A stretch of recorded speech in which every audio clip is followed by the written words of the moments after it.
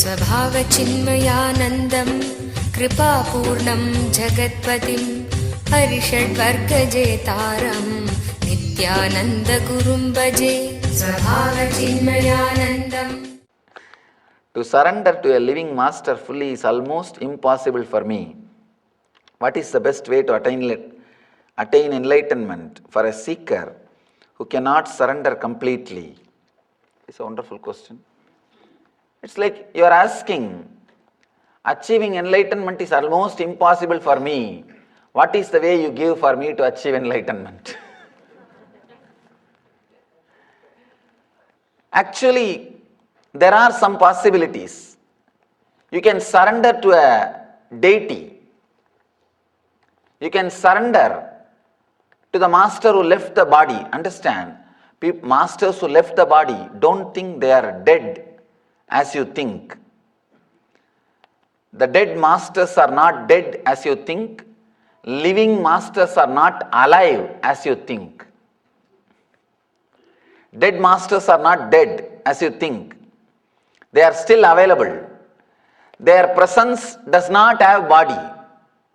You can still connect with them. The only problem is it takes a lot of time. Takes a lot of time. I always tell people, directly sitting in front of you, clearly in English I am making statement which you can understand.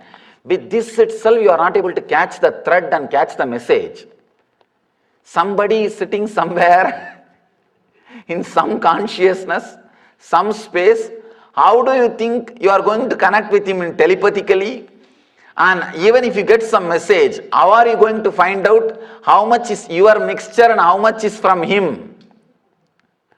And how are you going to classify? How are you going to understand? And you think even if you start following, getting some message, you will have the courage to complete it? In between, if there is some problem, what you will think? Who knows, maybe my own imagination. Who knows from where message came? My own imagination. This kind of difficulties, that is the reason we always say the living master is a lot more easy. Forget about the dead masters.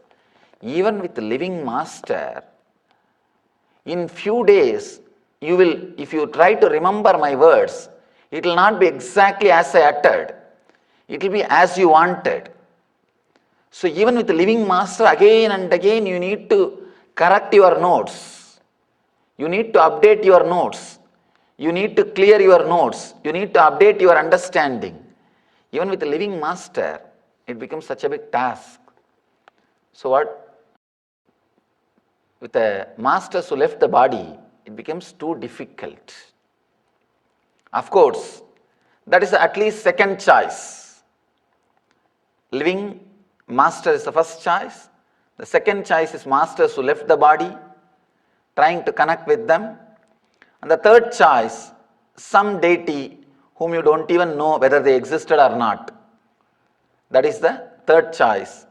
Of course, last choice, try to connect or surrender to anything, even to a hill or a river or ocean or a small stone. The very surrender will raise you to the deeper and higher frequencies. When you say Nama, let the eye and mind be relaxed. Let the eye and mind be surrendered. That itself will raise you to the higher states of consciousness, higher frequencies. But whatever is said and done, it will all take its own time, and only second or third choices. With living masters, straight away he will work. I have always seen the karma which they will exhaust or the clarity which they will get after years suddenly happens. The whole being opens up just in 1 or 2 days of working with the master. Even 1 or 2 days, so many things will open up, so many things will be cleaned, so much of purification will start happening. That's the reason so much of emphasis and the living master in the Vedic tradition.